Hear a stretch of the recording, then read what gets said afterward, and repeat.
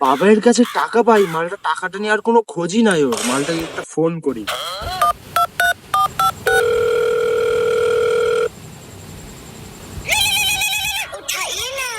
কি রে, গোকুদা ফোন করছে?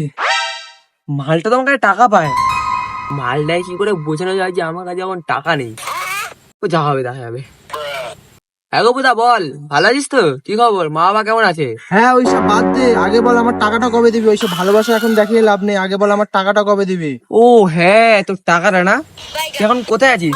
তুই যেখানে আছিস সেখান থেকে আমার বাড়িতে আয়। ঠিক আছে ঠিক আছে, তোর বাড়ির সামনে আসতে হবে তো? আসছি, দাঁড়া, আমি এখনই আসছি।